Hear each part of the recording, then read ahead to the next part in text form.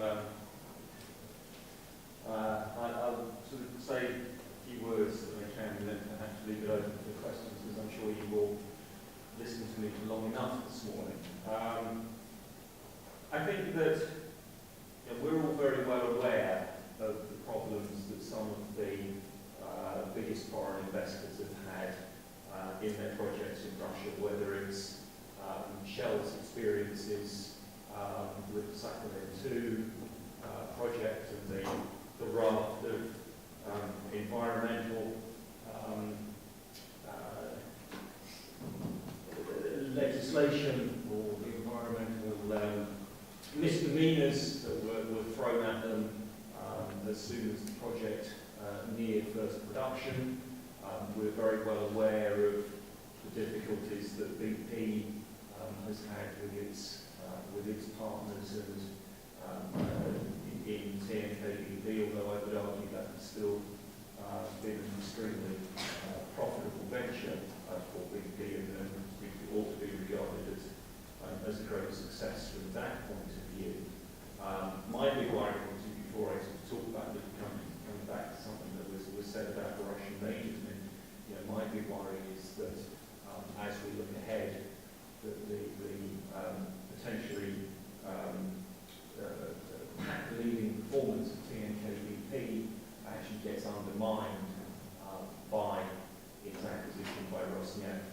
I'm particularly concerned about some of its, the likely future for some of its greenfield developments in the far north that are all around the Bangor field that it was planning to develop and link up with a new pipeline to a line that's being built now by Transnet. I think it's very likely that those fields will be delayed by Rosneft and linked into the infrastructure that it is built for the Rosneft, for the Bangor field. So I'm looking cautious about TNP's future within Rosneft.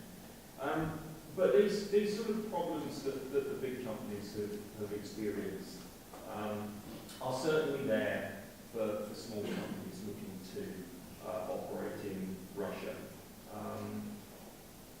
There is quite rightly, I think, a general lack of confidence among foreign investors, but also among Russian investors too, over the impartiality of the judicial system in Russia. There is quite rightly very little confidence that your contract will be upheld in a court of law if you come up against someone with better political connections than you, who decides they like what you have and would like it for themselves.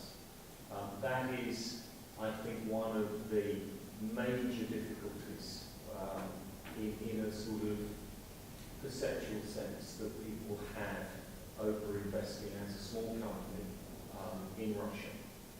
You can look at what happened with Shells and the BPs and others through various court battles and come away with the view, I think quite rightly, that with their armies of well-paid and well-connected lawyers, they can't secure what would seem from outside to be a reasonable judgment. What hope do I, as a small or even mid-sized independent, have in a similar situation?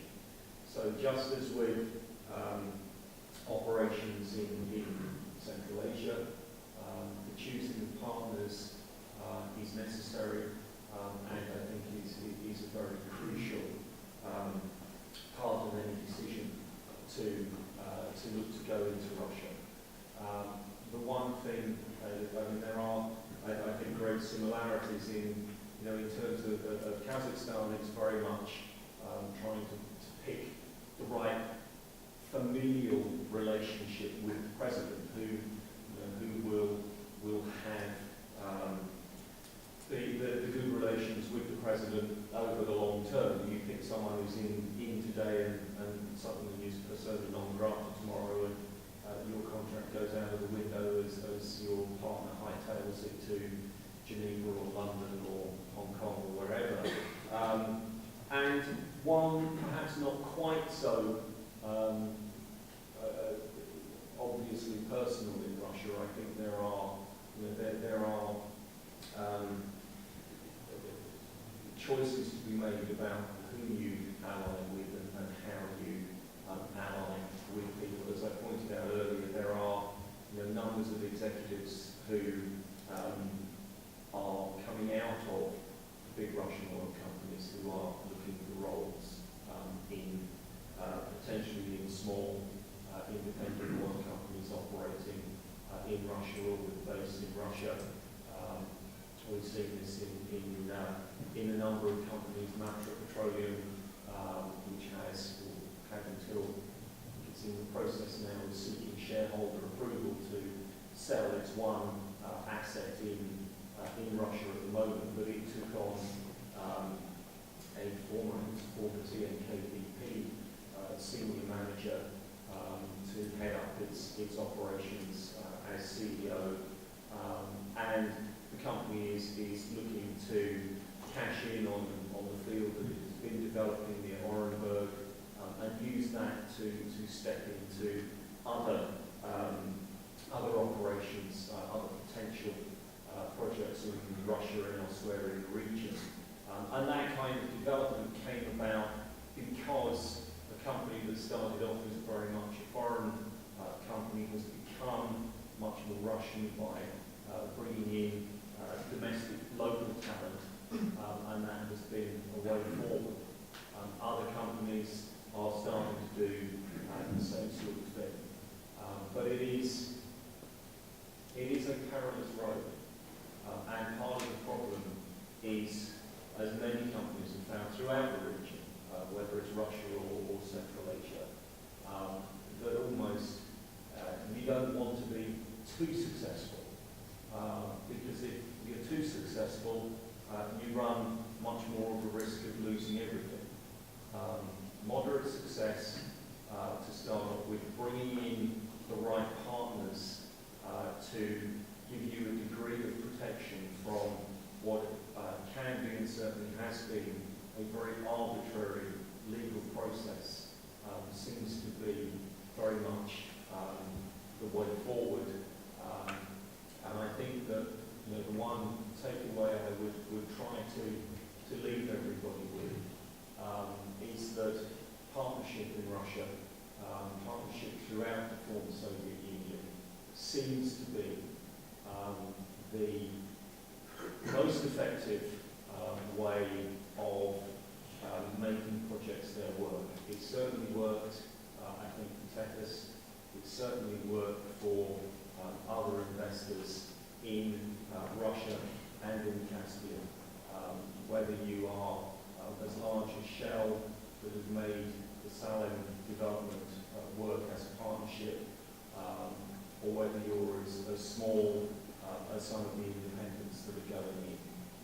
It is still a part of the world where local knowledge, local experience, and local people are going to be, I think, at the core of any successful venture.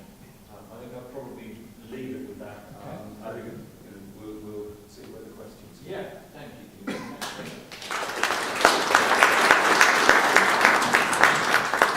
Okay.